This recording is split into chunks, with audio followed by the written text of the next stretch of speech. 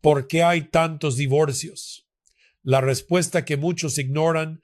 Hay una pregunta que muchas personas se hacen en silencio, especialmente cuando miran a su alrededor y ven hogares que se apagan, matrimonios que se rompen, parejas que un día se prometieron amor eterno y después terminan caminando por caminos separados.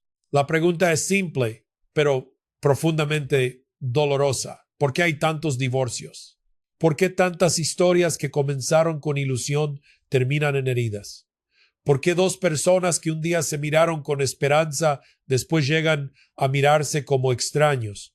¿Por qué una casa que nació con sueños termina convertida en un lugar de silencio, reproches, distancia y cansancio? Algunos responden rápido.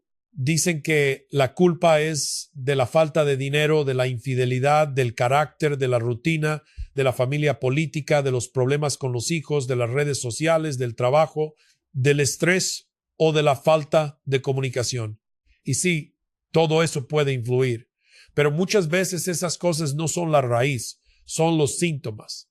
Son como la fiebre que revela que hay una infección más profunda.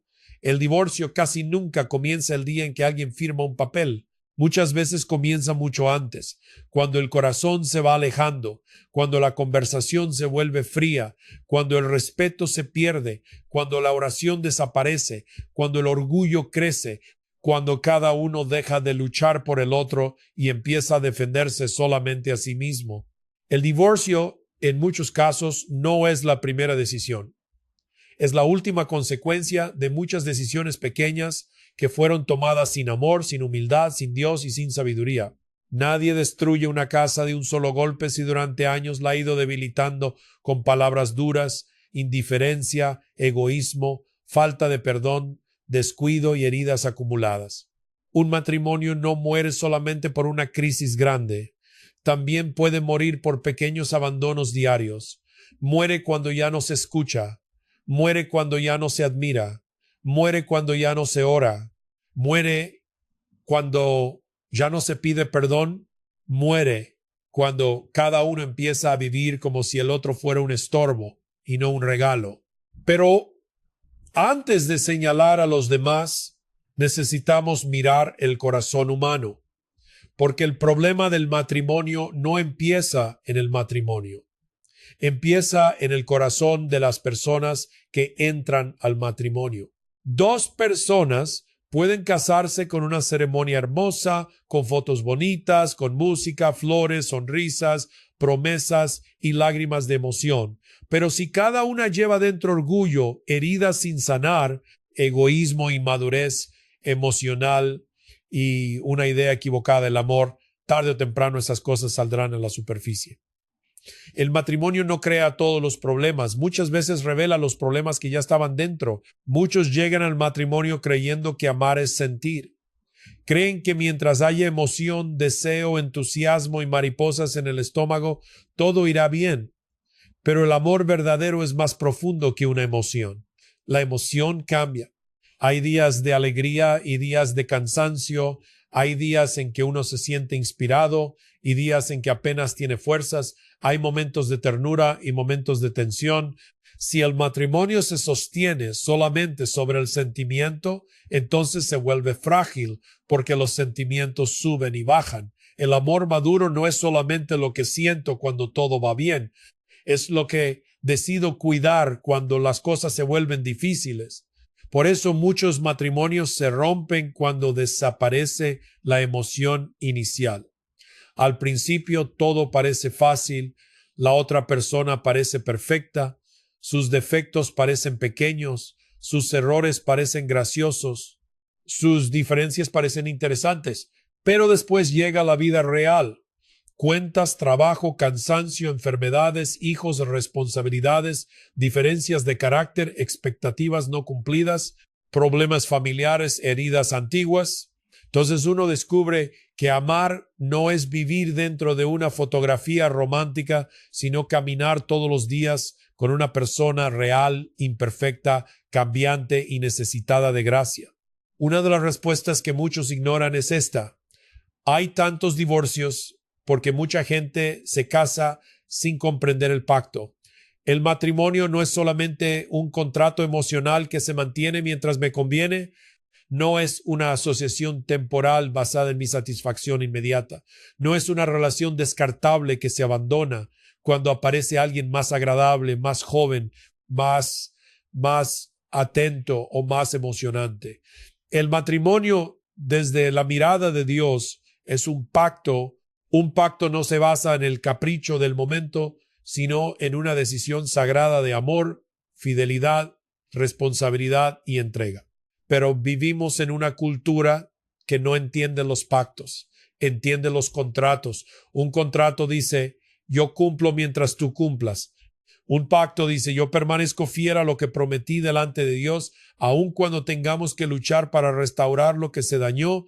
Un contrato se rompe cuando deja de ser conveniente. Un pacto se defiende porque hay algo más grande que el ego.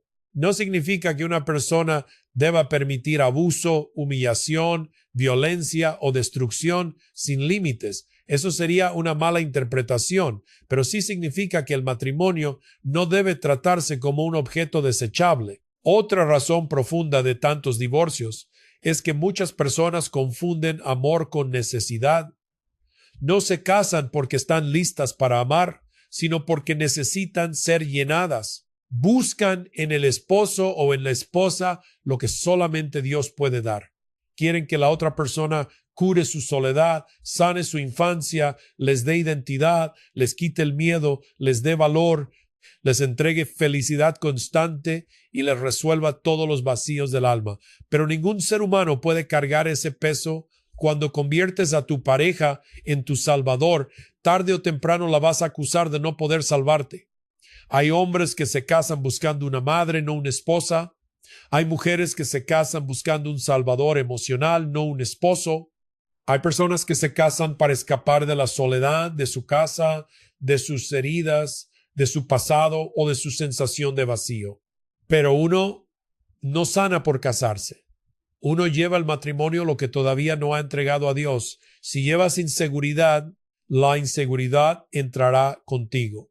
Si llevas celos desordenados, los celos se sentarán a la mesa. Si llevas ira, la ira dormirá en la misma casa. Si llevas orgullo, el orgullo hablará por ti en cada discusión. Por eso, antes de preguntar por qué el matrimonio falla, debemos preguntar qué corazón llevamos al matrimonio. La falta de perdón es otra causa silenciosa. Hay matrimonios que no se divorcian inmediatamente, pero viven divorciados por dentro durante años. Comparten techo, pero no corazón. Comparten cuentas, pero no intimidad. Comparten responsabilidades, pero no ternura. Cada uno guarda una lista de deudas emocionales. Me dijiste esto, no estuviste cuando te necesité, me humillaste, me fallaste, nunca reconociste mi dolor. Y con el tiempo esas listas se vuelven muros. El perdón no es fácil. No se trata de fingir que nada pasó. No se trata de borrar la memoria como si el dolor no importara. No se trata de permitir que alguien siga dañando sin arrepentimiento. El perdón verdadero es entregar a Dios el veneno que me está destruyendo por dentro. Es dejar de usar el pasado como arma diaria. Es abrir la puerta a una conversación honesta, a un proceso de restauración, a límites sanos y a una nueva manera de caminar. Sin perdón, el matrimonio se vuelve un tribunal. Cada discusión trae al juez, al acusador y al archivo completo de todos los errores. Muchos matrimonios no necesitan más argumentos, necesitan más humildad, porque el orgullo es uno de los asesinos más peligrosos del amor. El orgullo dice, yo no voy a pedir perdón, yo no fui el único culpable. Que venga él primero, que cambie ella primero. Yo tengo razón, no voy a ceder. Y mientras cada uno defiende su posición, la relación se desangra. El orgullo prefiere ganar una discusión y perder una familia. La humildad prefiere perder una discusión si con eso puede salvar el amor. La Biblia nos muestra que la humildad es camino de vida. Dios resiste a los soberbios, pero da gracia a los humildes. En el matrimonio, la gracia fluye donde hay humildad. Cuando alguien tiene la valentía de decir, me equivoqué, algo se abre. Cuando alguien dice, te herí y no quiero seguir haciéndolo, la dureza empieza a quebrarse. Cuando alguien deja de justificar su carácter y permite que Dios lo transforme, la casa empieza a respirar de otra manera. No hay restauración sin humildad. No hay sanidad si todos quieren ser víctimas y nadie quiere arrepentirse. La comunicación también es una de las grandes respuestas. Pero debemos entenderla bien. Muchas parejas hablan mucho y aún así no se comunican. Hablan de compras, de cuentas, de niños, de horarios, de problemas, de pendientes, pero no hablan del alma. No dicen lo que sienten hasta que explotan. No expresan necesidades con respeto. No escuchan para entender, sino para responder. No buscan acercarse, sino defenderse. Entonces las palabras se vuelven piedras. Hay personas que usan el silencio como castigo, pasan días sin hablar, creen que así mantienen el control, pero en realidad van construyendo distancia. Otros usan los gritos como arma, creen que porque hablan más fuerte tienen más razón. Otros usan el sarcasmo, la burla, la indiferencia o la comparación. Todo eso destruye. La lengua puede bendecir o incendiar una casa. Una frase dicha con desprecio puede quedarse años en la memoria de la otra persona. Por eso, antes de hablar necesitamos preguntarnos, ¿lo que voy a decir va a edificar o va a destruir? La respuesta que muchos ignoran es que el divorcio muchas veces nace cuando dejamos de tratar al otro como alguien valioso. Al inicio de la relación, cada palabra importa, cada detalle se cuida, cada mensaje emociona, cada encuentro se prepara, pero con los años algunos empiezan a hablarle al cónyuge peor que a un desconocido. Tienen paciencia con los amigos, con los clientes, con los vecinos, con los compañeros de trabajo, pero no con la persona que duerme al lado. Eso revela un desorden del corazón. No debemos dar lo mejor afuera y dejar lo peor en casa. El matrimonio necesita respeto. Sin respeto, el amor se debilita. Puedes decir, te amo muchas veces, pero si humillas, el respeto se muestra en cómo hablas cuando estás molesto, en cómo tratas al otro delante de los hijos, en cómo cuidas su dignidad cuando discuten, en cómo hablas de tu pareja con otras personas. Una traición no siempre es física. A veces traicionas el pacto cuando expones a tu cónyuge al ridículo, cuando lo desprecias públicamente, cuando compartes intimidades con gente equivocada o cuando alimentas alianzas externas contra tu propia casa. Otra causa profunda es la falta de madurez emocional. Hay adultos que tienen edad para casarse, pero emocionalmente siguen reaccionando como niños heridos. No saben manejar frustración, no toleran límites, no escuchan críticas, explotan cuando no se hace lo que quieren, manipulan con lágrimas, enojo, distancia o amenazas. Quieren que el matrimonio gire alrededor de ellos. Pero el matrimonio exige madurez, exige capacidad de servir, esperar, ceder, conversar, pedir perdón y pensar en el bien del otro. La inmadurez dice, si no me haces feliz, me voy. La madurez pregunta, ¿qué estamos haciendo mal y cómo podemos buscar ayuda? La inmadurez culpa siempre al otro. La madurez reconoce su parte. La inmadurez exige derechos, pero evita responsabilidades. La madurez entiende que amar también es cuidar lo que se prometió. Muchas personas quieren los beneficios del matrimonio sin el carácter necesario para sostenerlo. También hay divorcios porque la pareja nunca aprendió a resolver conflictos. Todo matrimonio tiene conflictos. La diferencia no está en tener o no tener problemas, sino en la manera de enfrentarlos. Hay parejas que convierten cada desacuerdo en guerra. Otras evitan hablar hasta que el problema se pudre. Otras atacan a la persona en vez de tratar el asunto. Otras mezclan temas viejos con temas nuevos y terminan peleando por 10 cosas a la vez. Resolver conflictos requiere reglas de amor. No insultar, no amenazar, no humillar, no traer todo el pasado como arma, no abandonar la conversación sin acuerdo, no usar a los hijos como mensajeros, no buscar ganar, sino entender. Una discusión sana no busca destruir, busca aclarar, busca acercar, busca corregir. Dos personas pueden estar en desacuerdo sin dejar de honrarse, pueden expresar dolor sin convertir al otro en enemigo. Pueden decir esto me hirió sin decir tú no sirves. Cuando el problema se vuelve más importante que la persona, el matrimonio está en peligro. Pero cuando la persona sigue siendo más importante que el problema, hay esperanza. La rutina es otro enemigo. No parece peligrosa porque entra lentamente. Nadie se despierta un día diciendo, hoy voy a descuidar mi matrimonio. Simplemente la vida se llena de cosas. Trabajo, cansancio, niños, responsabilidades, estudios, pagos, compromisos, preocupaciones, y poco a poco la pareja deja de mirarse. Se convierten en socios de una empresa llamada hogar, coordinan, pagan, organizan, deciden, pero ya no se encuentran. Viven juntos, pero emocionalmente lejos. El amor necesita cuidado intencional. No basta con vivir en la misma casa. Hay que cultivar momentos, hay que conversar sin distracciones, hay que recordar por qué se eligieron, hay que expresar gratitud, hay que tener detalles, hay que reír, hay que caminar juntos, hay que orar juntos, hay que preguntarse, ¿cómo está tu corazón? Si no alimentas el matrimonio, no te sorprendas cuando se debilite. Lo que no se cuida se deteriora. En esta época las redes sociales también influyen. No son la causa única, pero pueden alimentar comparación, insatisfacción y tentación. Muchas personas ven matrimonios aparentemente perfectos en Internet y luego miran su propia casa con desprecio. Ven fotos editadas, sonrisas preparadas, momentos escogidos y creen que otros no tienen problemas. Entonces empiezan a pensar, mi vida es aburrida. Mi pareja no es suficiente. Yo merezco algo mejor. Las redes muestran escenas, no procesos, muestran vitrinas, no lágrimas.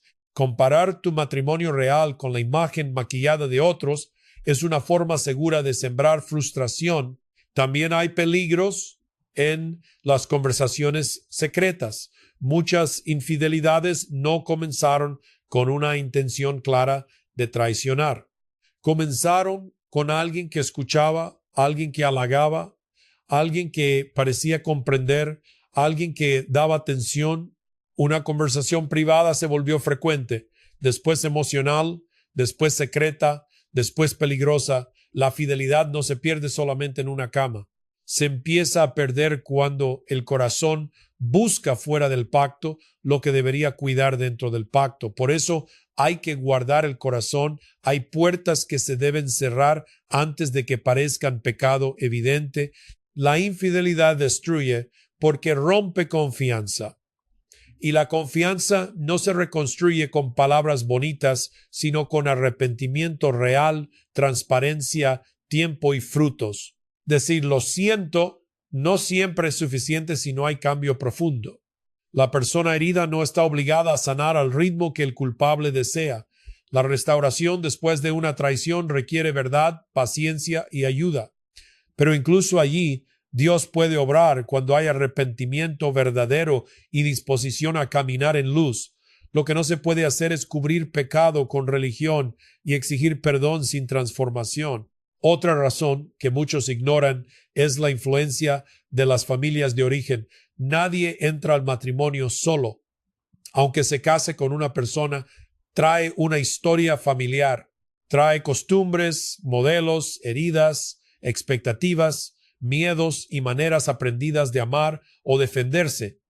Algunos crecieron en casas donde se gritaba y repiten gritos. Otros crecieron en casas frías y repiten distancia. Otros vieron manipulación y aprendieron a manipular. Otros vieron abandono y viven con miedo constante. Si esas raíces no se sanan, se convierten en patrones. Por eso es tan importante reconocer de dónde venimos. No para culpar eternamente a los padres, sino para entender qué necesitamos entregar a Dios. Puedes decir, en mi familia todos se separaron, pero yo quiero aprender otra forma.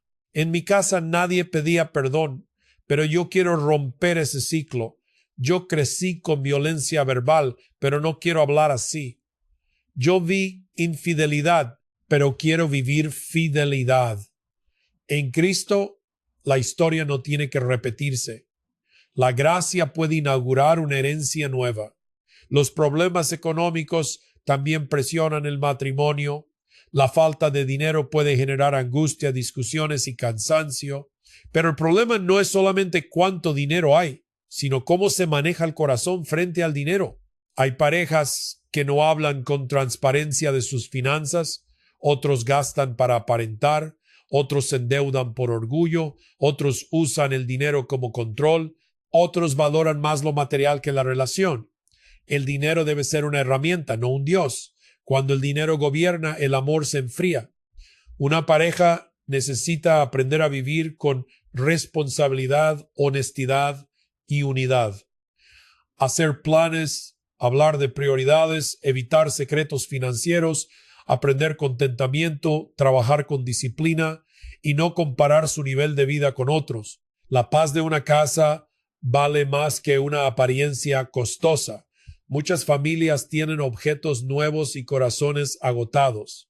Tienen deudas para impresionar a personas que no conocen su dolor. Dios quiere enseñarnos a vivir con sabiduría, no con esclavitud. Los hijos, aunque son bendición, también pueden exponer debilidades del matrimonio. Algunas parejas descuidan totalmente su relación cuando llegan los hijos. Se convierten solo en papá y mamá y dejan de ser esposos. Todo gira alrededor de los niños. Eso puede parecer sacrificio noble, pero si el matrimonio se vacía, los hijos también sufren. Los hijos necesitan padres presentes, ¿sí? Pero también necesitan ver una relación sana entre ellos. Necesitan crecer en una casa donde haya respeto, ternura y unidad. Otros matrimonios se dividen por diferencias en la crianza. Uno corrige con dureza, el otro protege demasiado. Uno permite todo, el otro prohíbe todo. Uno quiere disciplina, el otro evita conflictos. Si no hay conversación y unidad, los hijos aprenden a manipular la división. La crianza requiere acuerdo, oración y humildad. No se trata de que uno gane sobre el otro, sino de buscar juntos el bien de los hijos delante de Dios. También hay divorcios porque se perdió la amistad. Antes de ser esposos, muchos fueron amigos. Se reían, conversaban, compartían sueños. Después, con el tiempo, la relación se volvió tensa o funcional. La amistad en el matrimonio es un tesoro. No se trata solo de pasión o responsabilidad. Se trata de compañerismo, de disfrutar la presencia del otro, de tener confianza, de poder hablar sin miedo, de caminar juntos. Cuando la amistad muere, el matrimonio queda vulnerable porque la convivencia sin amistad se vuelve pesada. Recuperar la amistad puede ser un camino de restauración. Volver a preguntar, volver a interesarse, volver a compartir algo sencillo, volver a tratar al otro con amabilidad. A veces las parejas quieren resolver grandes conflictos sin reconstruir primero el puente de la cercanía.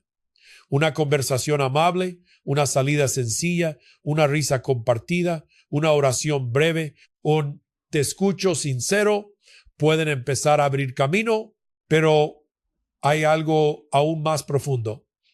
Muchos matrimonios se rompen porque Dios fue expulsado del centro. Tal vez la pareja cree en Dios, asiste a la iglesia o conoce la Biblia, pero en la práctica decide, habla, pelea, gasta, educa y reacciona como si Dios no estuviera presente. Dios se vuelve un tema religioso, no el Señor de la casa. Cuando Cristo no gobierna el carácter, la religión se queda en la superficie. Puedes cantar en la iglesia y herir en casa. Puedes predicar amor y vivir orgullo. Puedes saber versículos y no saber pedir perdón. Una casa cristiana no es aquella que tiene una Biblia en la mesa, sino aquella donde la palabra de Dios corrige las actitudes. No es aquella donde todos conocen doctrinas, sino aquella donde se practica la paciencia, la misericordia, la verdad y el perdón. no es aquella donde nunca hay problemas, sino aquella donde los problemas se llevan a Dios con humildad. El matrimonio necesita altar, necesita oración, necesita rendición, necesita recordar que no somos dueños absolutos uno del otro, sino siervos delante de Dios. Cuando una pareja ora junta, algo ocurre. No porque la oración sea magia, sino porque pone el corazón en su lugar delante de Dios, el orgullo pierde fuerza. Delante de Dios, las excusas se vuelven pequeñas. Delante de Dios uno empieza a ver no solo el pecado del otro, sino también el propio. Orar por el cónyuge cambia la manera de mirarlo. Es difícil odiar sinceramente a alguien por quien oras con amor. Es difícil destruir con palabras a alguien que acabas de poner en las manos de Dios. Sin embargo, muchas parejas dejaron de orar juntas. Al principio lo hacían, luego se cansaron, luego lo olvidaron, luego la vergüenza o la distancia lo hizo difícil, y así la relación quedó sin alimento espiritual compartido. Tal vez hoy una pareja necesita volver a una oración sencilla. Señor, ayúdanos, no sabemos cómo resolver esto. Cambia nuestro corazón, enséñanos a amarnos como tú quieres. Esa oración puede ser el comienzo de algo nuevo. También debemos hablar de expectativas irreales. Muchas personas entran al matrimonio pensando que será felicidad permanente, pero el matrimonio no elimina la cruz personal, no elimina pruebas, no elimina diferencias, no elimina el llamado a morir al ego. El amor cristiano tiene forma de servicio.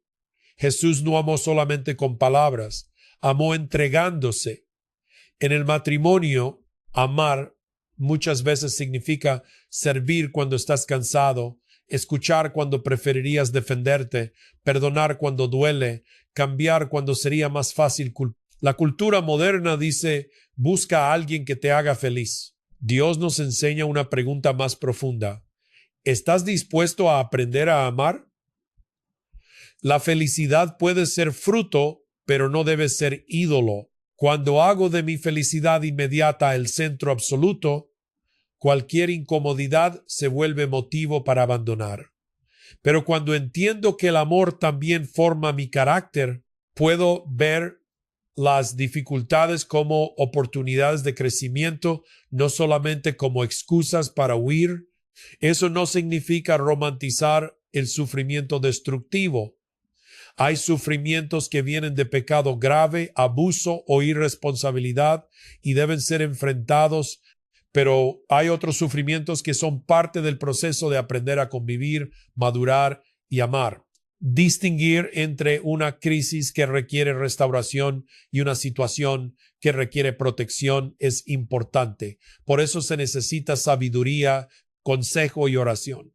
La respuesta que muchos ignoran también incluye esto. Nos divorciamos más porque toleramos menos la incomodidad del crecimiento. Queremos relaciones fáciles, pero las personas reales son complejas. Queremos amor profundo, pero sin conversaciones difíciles. Queremos intimidad, pero sin vulnerabilidad.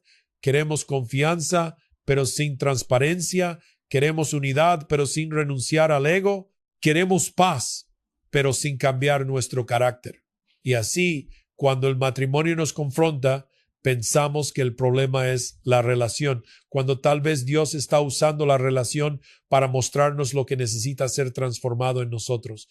Hay un punto en el matrimonio donde cada persona debe dejar de preguntarse solamente qué me falta recibir y empezar a preguntarse qué estoy dejando de dar, no para permitir injusticias, sino para asumir responsabilidad. ¿Estoy dando respeto?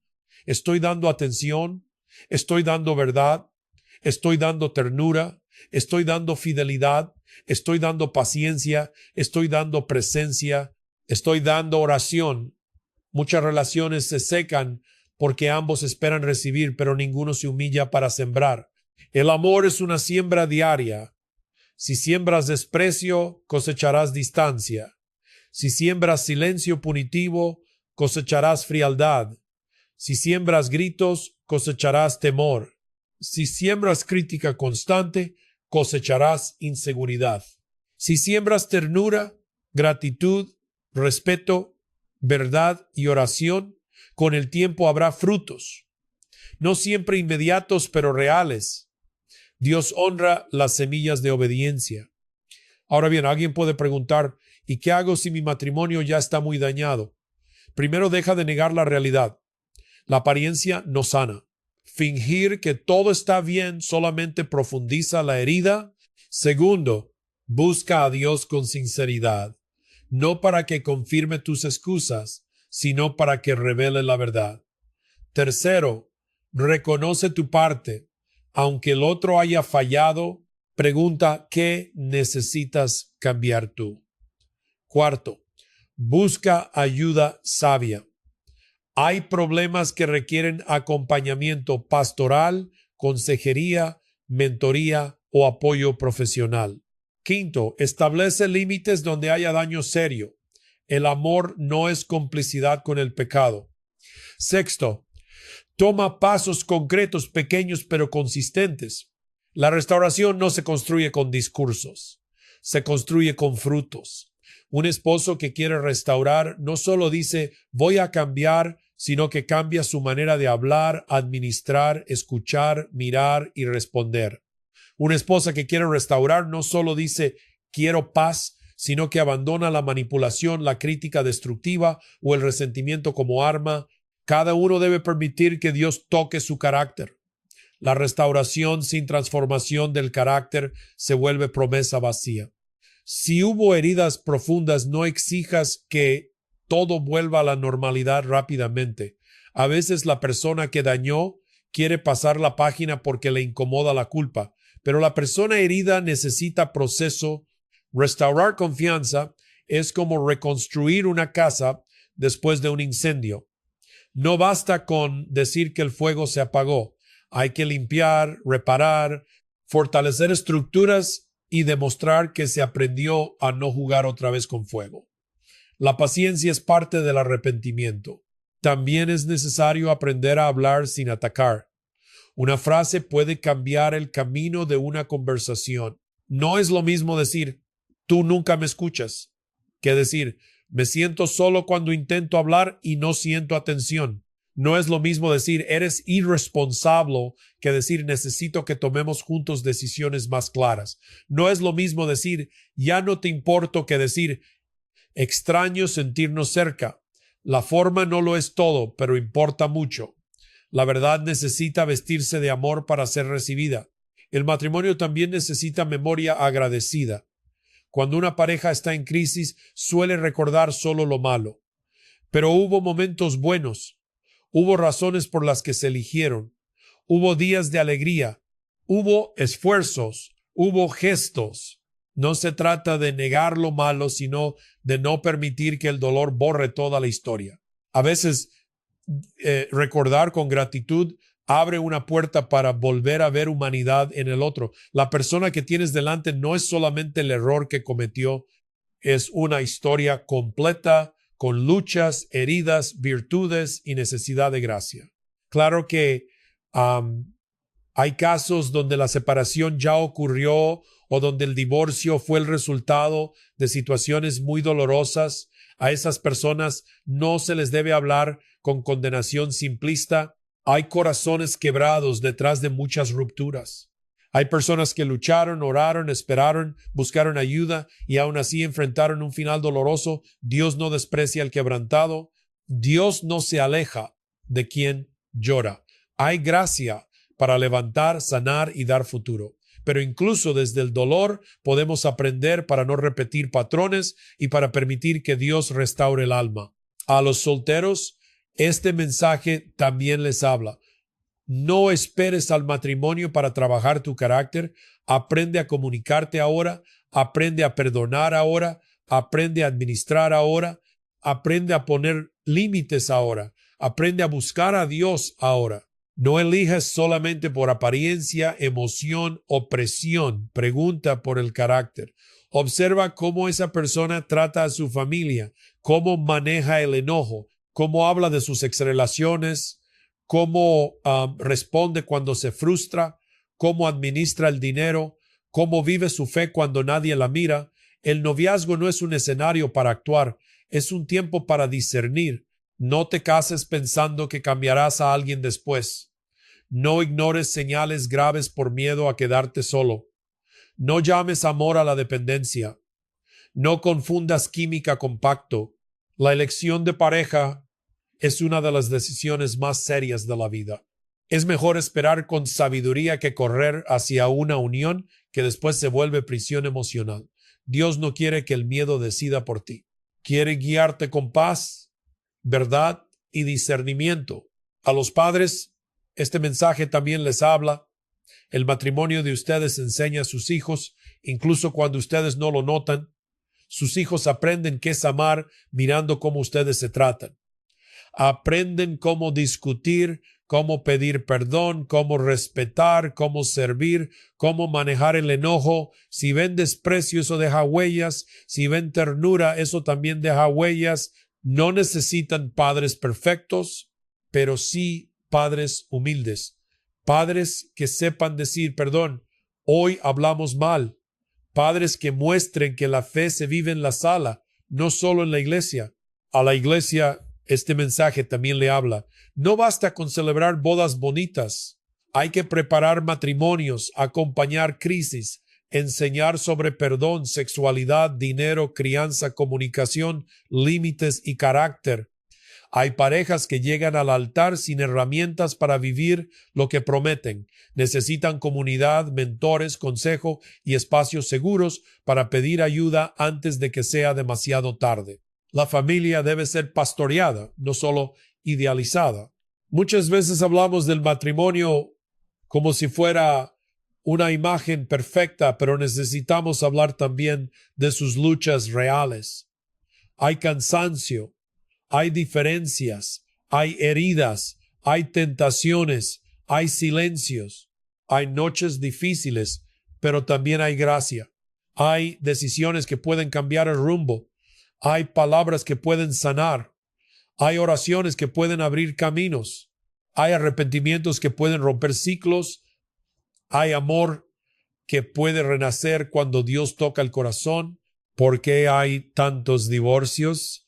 Porque muchas veces el amor se construye sobre emoción y no sobre pacto, porque se entra al matrimonio con heridas no sanadas, porque el orgullo reemplaza la humildad, porque el perdón se abandona, porque la comunicación se vuelve ataque o silencio, porque la rutina apaga la amistad, porque la fidelidad no se cuida desde el corazón, porque el dinero, las redes, el cansancio y las presiones externas ocupan un lugar que no les corresponde, porque se espera demasiado de una persona y demasiado poco de Dios, porque se quiere recibir sin aprender a dar, porque se quiere paz sin transformación, porque se quiere permanecer igual y que el matrimonio funcione de todos modos. Pero también debemos preguntar por qué algunos matrimonios sobreviven y florecen a pesar de las crisis. No porque sean perfectos, no porque nunca discutan, no porque no tengan problemas. Florecen porque aprenden a volver a Dios, porque piden perdón, porque buscan ayuda, porque hablan con verdad, porque no tratan al otro como enemigo, porque cuidan la amistad, porque entienden el pacto, porque deciden cambiar, porque alimentan la fe, porque saben que el amor no se mantiene solo, se cultiva. La esperanza no está en negar la realidad, la esperanza está en llevar la realidad a Dios. Si tu matrimonio está cansado, no lo entierres sin antes examinar tu corazón delante del Señor. Si tu casa está fría, no aceptes la frialdad como destino. Si hay heridas, no las uses solo como armas, llévalas a sanidad. Si hay pecado, no lo escondas, confiésalo y busca restauración. Si hay orgullo, humíllate. Si hay distancia, da un paso. Si hay silencio, abre una conversación con mansedumbre. Si hay dolor serio, busca ayuda y protección. Dios no bendice la apariencia, Dios trabaja con la verdad. Hoy alguien necesita escuchar esto. Tu matrimonio no se restaura por casualidad. Se restaura cuando alguien decide dejar de alimentar lo que lo destruye. Se restaura cuando se cambian hábitos, palabras, prioridades y actitudes. Se restaura cuando Dios deja de ser un adorno religioso y vuelve a ser el centro. Se restaura cuando dos personas imperfectas deciden caminar bajo la gracia de un Dios perfecto. Tal vez no puedes cambiar todo hoy, pero puedes comenzar con una oración honesta.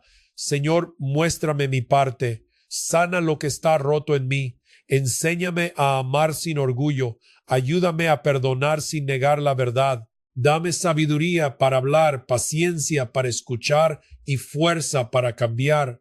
Si hay algo que debo confesar, dame valor. Si hay algo que debo cortar, dame firmeza. Si hay algo que debo reconstruir, dame perseverancia. No quiero vivir de apariencia, quiero vivir en tu luz. Después de esa oración, toma una decisión práctica. No esperes una emoción perfecta. No esperes que el otro dé el primer paso. No esperes que la vida sea fácil. El amor maduro no espera condiciones ideales para obedecer a Dios. Quizá el primer paso sea pedir perdón por una palabra. Quizá sea apagar el celular durante la cena. Quizá sea buscar consejería. Quizá sea confesar una mentira. Quizá sea dejar una relación peligrosa.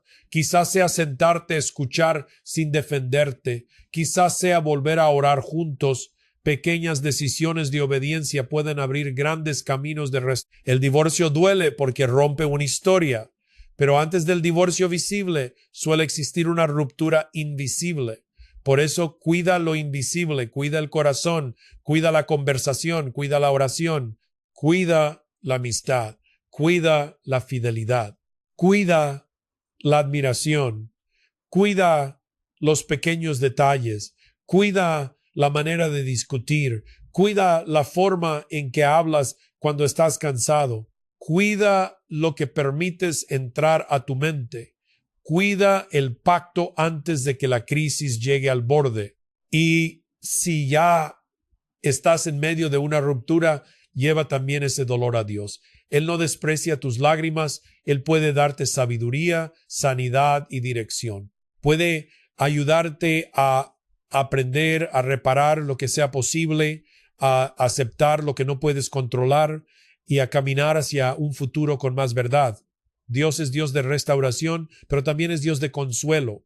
No hay herida familiar que Él no pueda tocar. La respuesta que muchos ignoran no es una fórmula rápida, es un llamado profundo.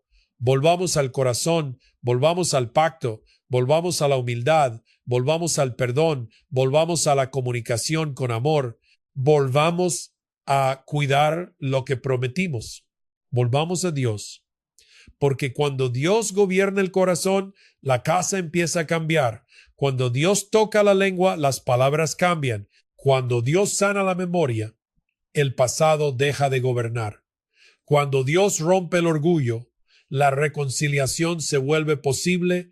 Cuando Dios ocupa el centro, el matrimonio deja de girar alrededor del ego y empieza a girar alrededor del amor verdadero. No hay matrimonios perfectos, hay matrimonios rendidos, no hay familias sin conflictos, hay familias que aprenden a resolverlos con gracia, no hay personas sin heridas, hay personas que permiten que Dios las sane para no seguir hiriendo. No hay pactos sin pruebas, hay pactos que se fortalecen cuando pasan por el fuego tomados de la mano de Dios. Así que antes de preguntar solamente por qué hay tantos divorcios, pregúntate también qué puedo hacer hoy para no alimentar la destrucción en mi casa. ¿Qué palabra debo dejar de decir? ¿Qué actitud debo entregar a Dios? ¿Qué perdón debo pedir? ¿Qué conversación debo iniciar? ¿Qué límite debo establecer? ¿Qué hábito debo cambiar? ¿Qué lugar debe recuperar Dios en mi matrimonio? Tal vez el mundo diga que es normal rendirse cuando se pierde la emoción, pero Dios te llama a algo más alto, amar con verdad, luchar con sabiduría, reconocer el pecado, buscar ayuda, proteger la dignidad, restaurar lo posible y vivir en obediencia. No todo final puede evitarse, pero muchas ruinas comenzaron por descuidos que sí pudieron corregirse. Por eso, escucha a tiempo, cambia a tiempo, perdona a tiempo, busca ayuda a tiempo, ora a tiempo, ama a tiempo, porque una casa no se destruye solamente por lo que entra desde afuera, también se destruye por lo que se descuida desde adentro. Y una casa no se restaura solamente con buenas intenciones, se restaura con corazones rendidos, decisiones concretas y la presencia de Dios obrando en lo profundo. Que Dios sane los matrimonios heridos, que despierte a los esposos dormidos en la rutina, que abrande corazones endurecidos por el orgullo, que dé sabiduría a quienes están en crisis, que proteja a quienes sufren daño, que restaure la confianza donde hay arrepentimiento verdadero, que enseñe a los jóvenes a amar con madurez, que levante familias donde Cristo no sea un visitante ocasional, sino el centro diario, y que cada persona que escuche esta reflexión pueda decir: Señor, antes de pedirte que cambies mi matrimonio, cambia mi corazón. Antes de pedirte que transformes mi casa, transforma mi manera de amar.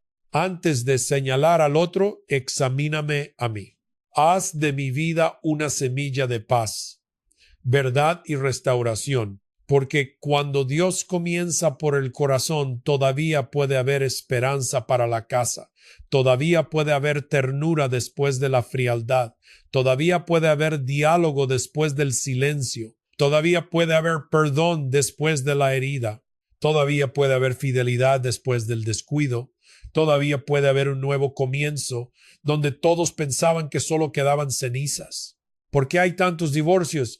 Porque muchos ignoran que el matrimonio no se sostiene solo con emoción, sino con Dios, pacto, carácter y amor cultivado cada día.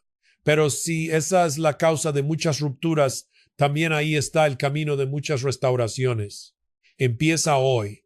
No esperes a que el amor esté a punto de morir para cuidarlo. No esperes a que las palabras ya no alcancen para valorar. No esperes a que tus hijos lloren en silencio para cambiar el ambiente de la casa. No esperes a que la distancia sea enorme para dar un paso.